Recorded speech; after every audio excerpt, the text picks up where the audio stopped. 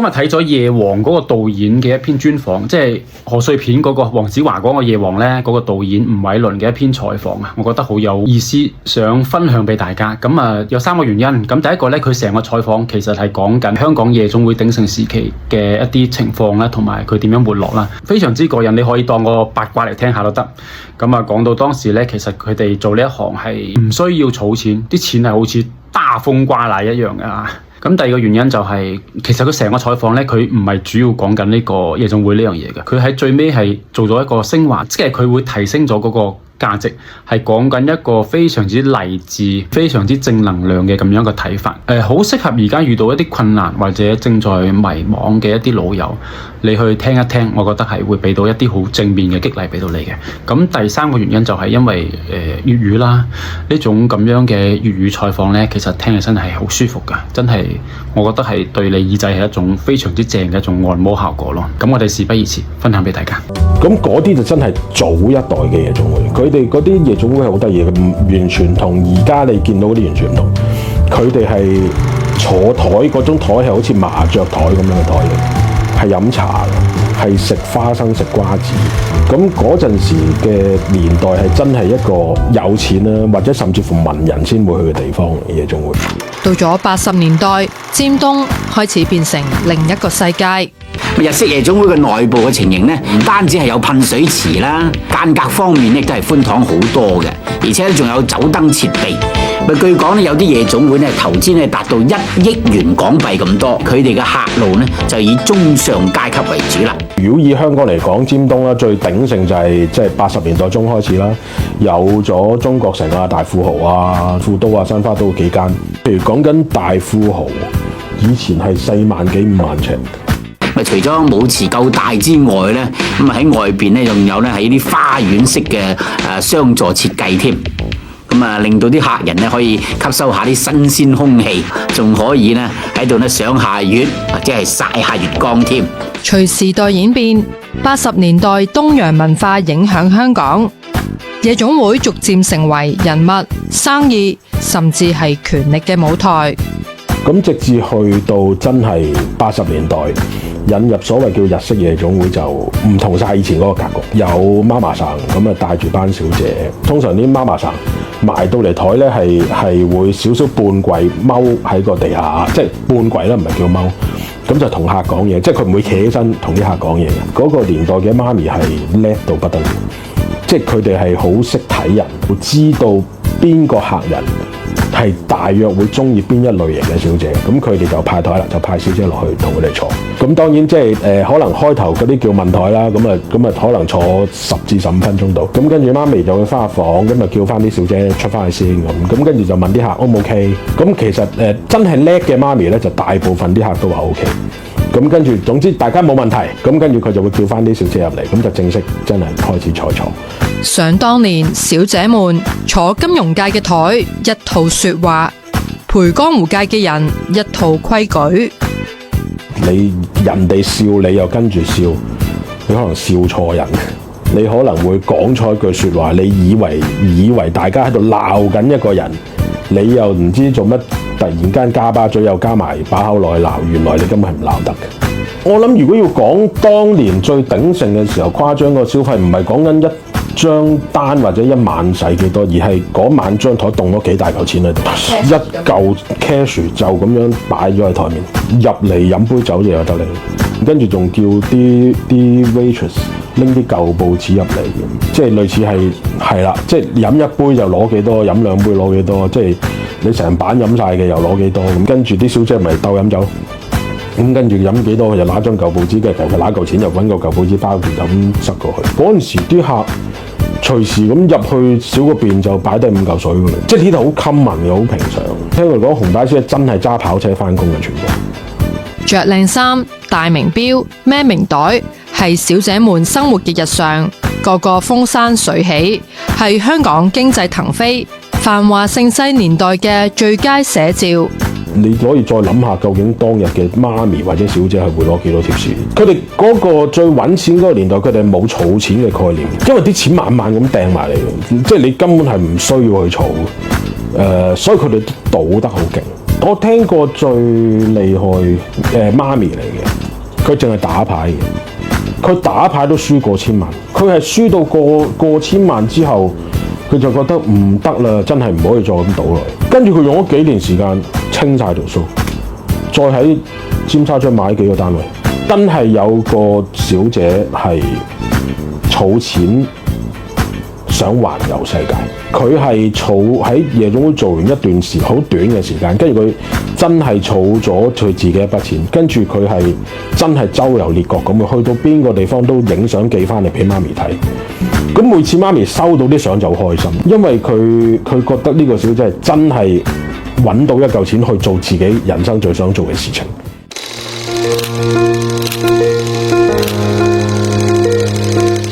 咁12年對佢哋嚟講係一個幾大鑊嘅時間，因為中國城就比較早結業啦，05年結業。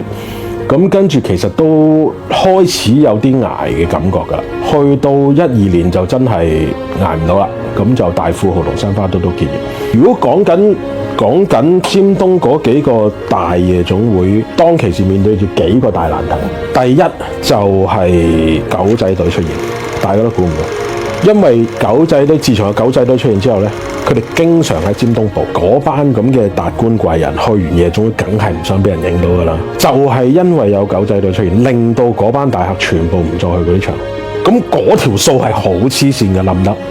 咁呢個係一個好重要嘅原因啦。咁另外一個原因就係即係其他地方嘅夜場就真係紛紛崛起啦，價錢又唔同咗，質量又唔同咗。咁客就當然即係想多選擇㗎啦。大家都係即係我係有新嘢玩嘅，去試新嘢㗎啦。咁嗰度又少一紮客啦。咁跟住另外仲有個原因，呢個又係大家都估唔到，就係智能手機出現。以前啲客要落夜總會就係靠阿媽咪，其實係中間人嚟㗎嘛。佢就聯繫住客同埋啲小姐。自從有智能手機出現咧，啲媽咪講呢個係禁止唔到，好多客就同小姐自己已經有私下有聯絡，同埋甚至乎佢哋有陣時就係即係好似有個群組咁樣，咁就變咗佢哋做中間人嗰個身份咧。嗰個力量減低咗好多，因為你唔係啲客唔係一定話要落個場度玩，譬如佢哋想揾個小姐陪食飯咁樣，佢哋有陣時可能已經係直接就手機就打個 message 就咁揾小姐，咁你嗰條數就變咗係因為小姐可以攞晒，又唔使分翻俾公司，又唔使分翻俾阿媽咁咪開始有啲冇規矩嘅事情出現。你一個行業或者講緊即係一個工種會咁樣冧法，唔係單一原因，一定係有幾個重要原因一齊咁轟埋嚟，同一時間就令到嗰行就好快冧得犀利。咁係呢幾樣嘢加埋係令到尖東當日啲夜場係就兵敗如山倒咁冧落去。咁嗰個時候即係啲媽咪講翻都幾，佢哋記憶翻都幾彷徨，因為佢哋又經歷過晒即係最輝煌最揾錢嘅時代，跟住去到而家見到真係搞唔掂啦，甚至乎真係咁多間都結業，好似成個尖東都冧咗咁。咁所以去到尖東冧嘅時候，佢哋係嗰種彷徨係究竟應該行去邊呢？佢哋又未去到一個退休嘅年齡，即係應該 suppose 仲要繼續工作，但係做乜嘢好呢？可以點做呢？繼續留喺呢行啊，定係要轉行啊？轉行亦都當然唔係咁容易啊。咁所以嗰個就係一個佢哋最彷徨嘅時間，向前行又唔知行去邊，望翻轉頭你就知道翻唔到轉頭。咁我聽佢哋講到呢個位，其實我就覺得，咦，就好似近年嘅香港。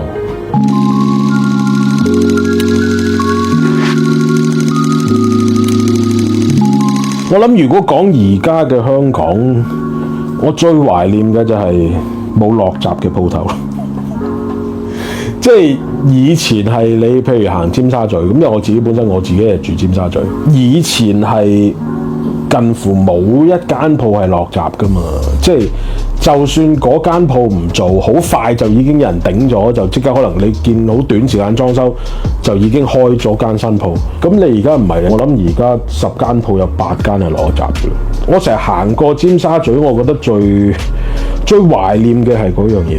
即係你成條街行埋去，就算你唔係每間鋪頭，你都會行去睇。咁但係你見到都百業興旺喎，即係都食肆又好，零售又好，即係都起碼全街都係開住嘅鋪頭喎。譬如你去到啲大時大節，咪聖誕又好啊，譬如農曆年前啦，一定係最多人行街嘅時候咯。而家會懷念翻當年嗰個景象咯，就係好多人行街，會好多人買嘢。你行出街個氣氛，你係覺得開心。咁希望可以快啲可以翻去呢一個狀況。其實當然啦，即係我拍夜王唔係純粹淨係想拍夜總會呢個行業啊。其實點解我話會即係揀戲劇時空係12年，就係講緊尖東隕落嘅時候。其實我話即係同而家香港好似，我諗大部分人呢幾年都係面對緊一個經濟嘅低潮期嘅，即係其實唔係淨係香港添，我諗世界各地大家都係面對緊呢件事。你話係咪一定係一條絕路？我就覺得永遠都唔一定係絕路，睇你肯唔肯轉。即係有陣時，譬如我哋只能夠喺夜王裏面會出街拍嘅尖東，我哋點都要出去。即係譬如個真係講緊個噴水池嗰啲位置啊，係啦。咁跟住譬如好 significant 嗰幾條天橋啦，尖東，咁我哋都盡量喺嗰啲位度拍。但係譬如有啲場景，我哋原先都諗住喺翻尖沙咀拍，跟住發覺真係唔得。即係嗰個年代就係我頭先所講，你間鋪都開住。我哋而家拍，我哋係冇可能動個鏡頭喺街，跟住係啦，租翻晒啲鋪頭，開翻晒啲閘，佢擺啲人入去做翻，冇可能做到呢件事噶嘛。咁所以有啲場口我都放棄咗啦，即係算啦，冇得而家出去拍。即係呢個係幾黯然嘅，其實。